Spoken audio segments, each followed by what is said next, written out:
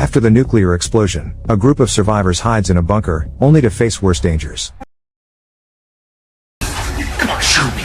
A girl named Eva watches in horror as a nuclear explosion destroys New York. Her boyfriend Sam immediately grabs her hand, and, like the other residents of their apartment building, they panic and rush down the stairs. The building begins to collapse, and more explosions can be heard outside. 9 people break away from the crowd and decide to hide in the basement, where Mickey, the building's superintendent, ushers them in. As the survivors try to recover, Mickey starts the generator and securely locks the door behind them, sealing the gaps with tape. He immediately lays down the rules, as if he had been preparing for this catastrophe for a long time. Mickey forbids anyone from opening the door until the radiation clears, insisting that they can only survive if they follow his instructions. Suddenly, the shelter shakes from another tremor.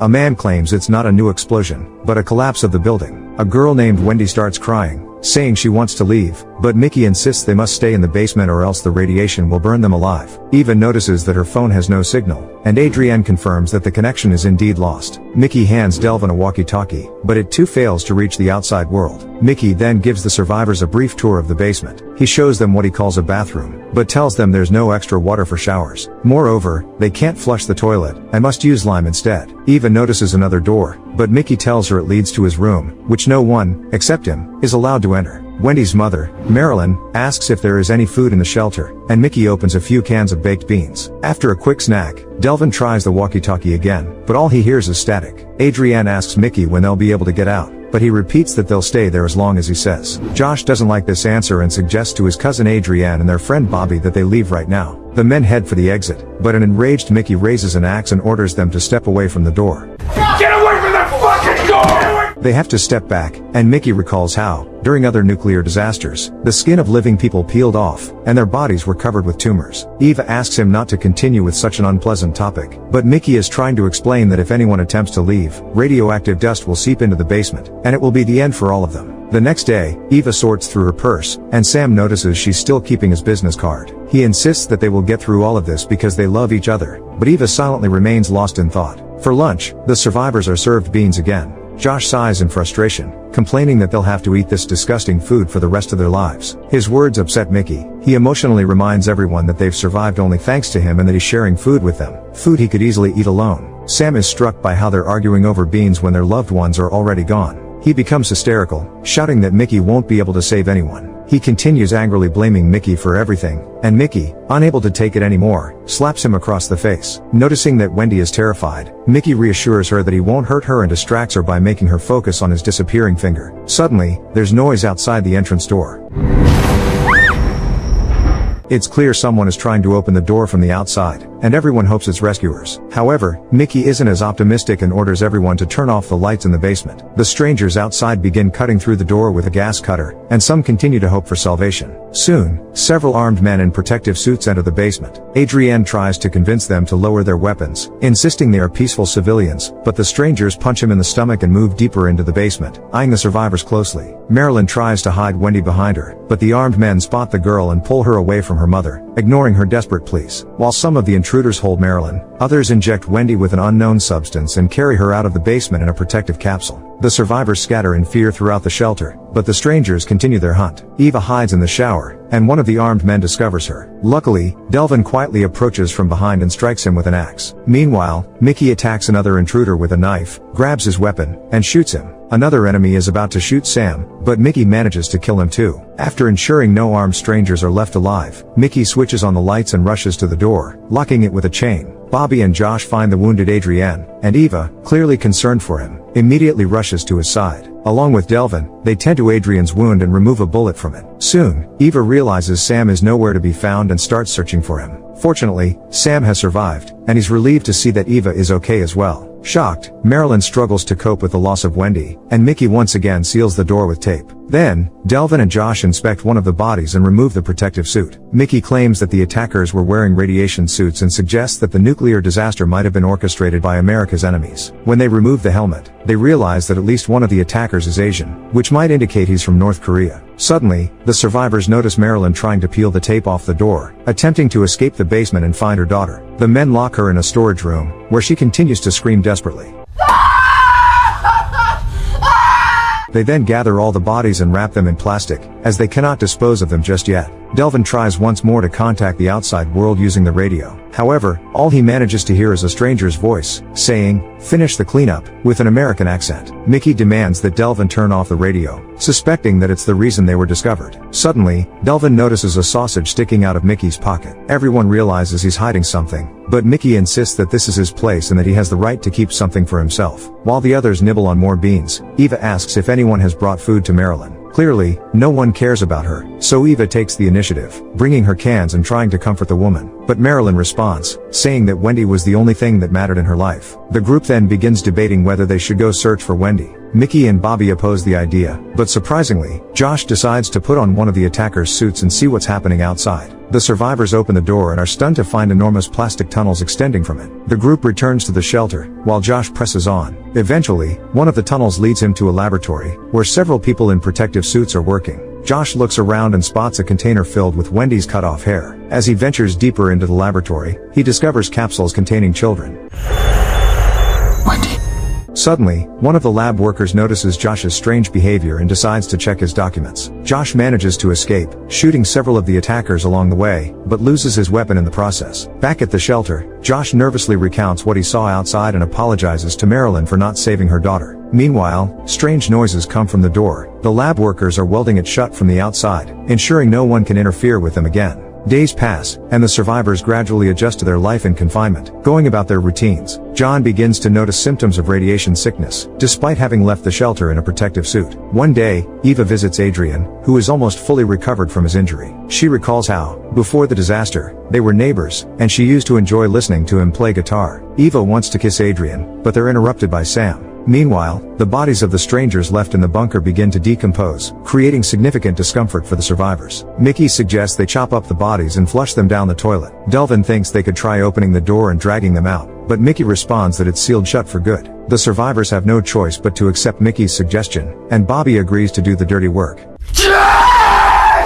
Trying to cope with loneliness and distract herself from her thoughts, Marilyn starts an intimate relationship with Bobby. One night, Delvin goes to the bathroom and notices that Mickey's secret room is open, but Mickey is nowhere to be found. However, as Delvin begins to relieve himself, he hears Mickey entering the room. He demands an explanation for how Mickey returned so quietly, but Mickey pushes him out. Delvin decides to tell the other survivors what he saw. Soon, they all search Mickey's room, and each finds something of their own among his things, meaning the commander had been entering their apartments when they weren't home. After a while, an angry Mickey appears at the door, reminding them that entering his room is forbidden. Delvin, who has found his ball, demands to know why Mickey took it, but Mickey refuses to answer. From then on, Mickey's room becomes a shared space, and his TV helps ease the dull days of the survivors. Meanwhile, Marilyn and Bobby are making love. It seems that Marilyn is no longer too concerned about the disappearance of her daughter. Later in the evening, Eva stops by and offers to listen to Marilyn if she wants to share anything. However, Marilyn suggests Eva focus on Josh, hinting that otherwise, one of the men will just use her. The words upset Eva, and she stops trying to help Marilyn. Soon after, the food supplies begin to run low. The men clash with Mickey, suspecting that he's hiding something, since he's the only one who hasn't lost weight during this time. Later, Josh and Bobby discuss how they might escape, since otherwise, they won't survive. But Adrienne reminds them that the door is impossible to open, and there's only one surviving protective suit, so escaping seems unlikely. At the same time, Eva notices Delvin pulling a stun gun from his locker and heading toward Mickey's room. Inside, Delvin sees Mickey coming out of a closet hidden behind an American flag and demands that Mickey let him in. Mickey has no choice but to comply with Delvin, and Delvin discovers that the closet is hiding an assault rifle. The find shocks Delvin, and Mickey, seizing the moment, grabs the weapon and shoots Delvin.